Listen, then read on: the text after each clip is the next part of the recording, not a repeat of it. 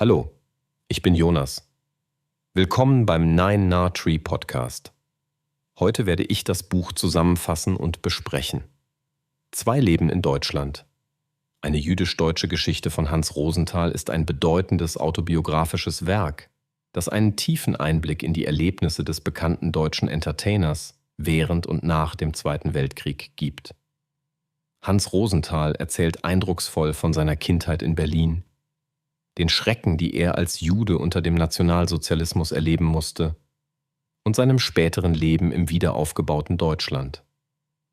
Die Autobiografie zeichnet sich durch ihre Ehrlichkeit und Emotionalität aus, denn Rosenthal beschreibt nicht nur seine persönlichen Schicksalsschläge, sondern spricht auch über Hoffnung, über Lebenswillen und den Glauben an eine bessere Zukunft. In diesem Werk verbindet sich Zeitgeschichte mit individueller Lebensgeschichte, wodurch Leserinnen und Leser sowohl ein persönliches als auch ein gesellschaftliches Verständnis für die Auswirkungen des Holocausts in Deutschland gewinnen können. Hans Rosenthal schildert, wie er als Kind seine Familie verlor, sich verstecken musste und von mutigen Helfern gerettet wurde. Gleichzeitig dokumentiert er den Wandel, den Deutschland im 20. Jahrhundert durchlief, und reflektiert seine eigenen Erfahrungen als prominenter Medienmacher in der Nachkriegszeit. Das Buch ist nicht nur eine bewegende Lebensgeschichte, sondern auch ein wichtiges Zeugnis der deutsch-jüdischen Vergangenheit und Gegenwart. Rosenthals Lebensmut, seine Fähigkeit zu vergeben und seine Liebe zum Leben machen dieses Werk zu einer inspirierenden Lektüre für alle, die sich mit deutscher Geschichte, Erinnerungskultur und menschlicher Widerstandskraft auseinandersetzen möchten. Ich werde Ihnen die wichtigsten Erkenntnisse aus diesem Buch mitteilen. Erstens: Kindheit und frühe Jahre im nationalsozialistischen Deutschland. Hans Rosenthal schildert eindrücklich seine Kindheit als jüdischer Junge zur Zeit der Nazi-Herrschaft in Berlin. Die Drangsalierungen, die Entrechtung, die Angst vor Deportation und die stetig wachsende Bedrohung bestimmten seinen Alltag. Nachdem Rosenthal seinen Vater früh an die Repressionen und seine Mutter an Krankheit verlor, blieb er mit seinem Bruder allein zurück. Mit klaren Worten verdeutlicht er, wie sich das Leben jüdischer Familien fundamental veränderte. Verbote, Ausgrenzungen und Demütigungen gehörten zum Alltag. Besonders bewegend ist die Darstellung des Gefühls der Ohnmacht und der Angst, die viele jüdische Familien in dieser Zeit prägte.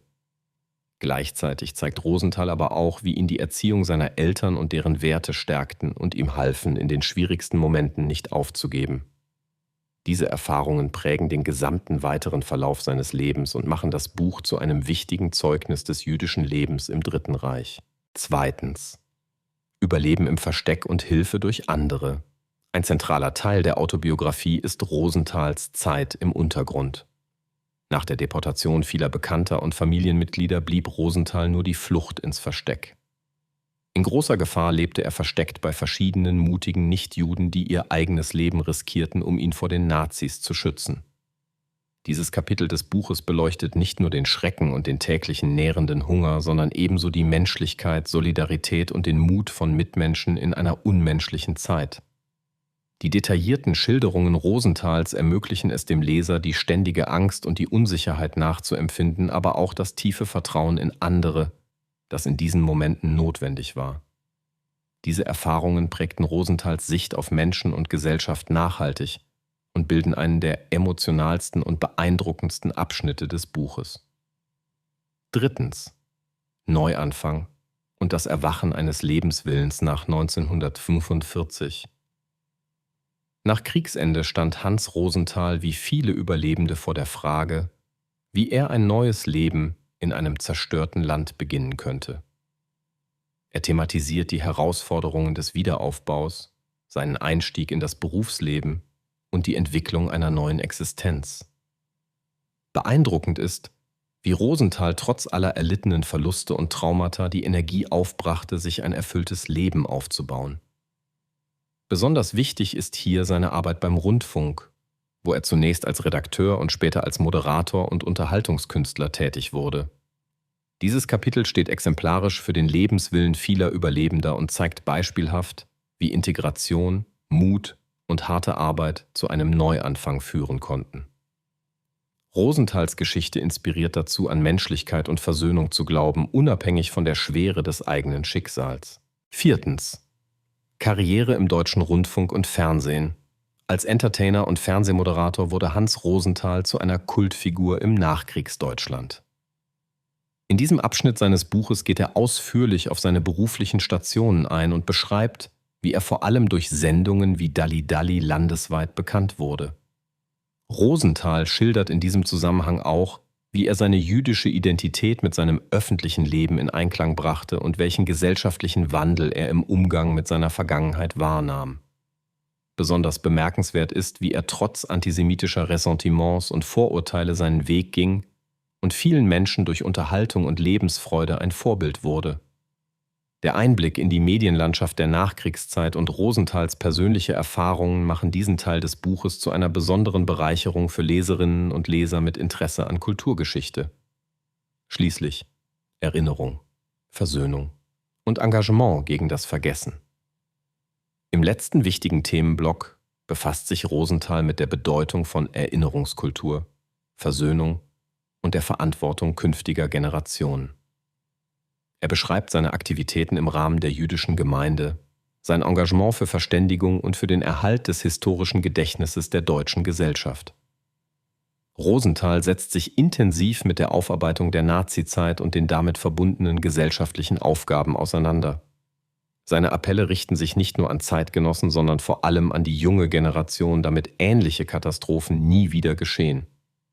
Der Autor unterstreicht die Notwendigkeit, Geschichte lebendig zu halten und Vorurteile abzubauen, um ein friedliches und tolerantes Zusammenleben zu fördern. Dieses Thema macht sein Buch zu einer nachhaltigen Mahnung für die Zukunft. Zusammenfassend: 2 Leben in Deutschland von Hans Rosenthal richtet sich an alle, die sich für deutsch-jüdische Geschichte, Holocaust-Überlebende und Erinnerungskultur interessieren. Das Buch ist besonders empfehlenswert für Menschen, die verstehen möchten, wie es Überlebenden des Holocaust gelang, nach unvorstellbaren Verlusten wieder Fuß zu fassen und das eigene Leben mit Sinn zu erfüllen. Es bietet nicht nur tiefe Einblicke in die Zeit des Nationalsozialismus und die Schicksale der Betroffenen, sondern zeigt eindrucksvoll, welchen Beitrag jüdische Überlebende zum kulturellen und gesellschaftlichen Wiederaufbau in Deutschland geleistet haben.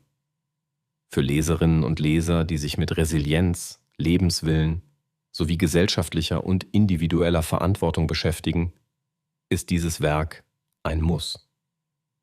Hans Rosenthal verbindet persönliche Schilderungen mit reflektierten gesellschaftlichen Beobachtungen und gibt damit Anregungen für den aktuellen Umgang mit Diskriminierung, Fremdenfeindlichkeit und Identität in einer vielfältigen Gesellschaft.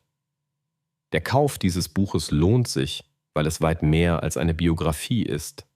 Es bringt Geschichte zum Leben, macht Mut und zeigt, dass Hoffnung und Versöhnung möglich sind, selbst nach schwersten Erfahrungen.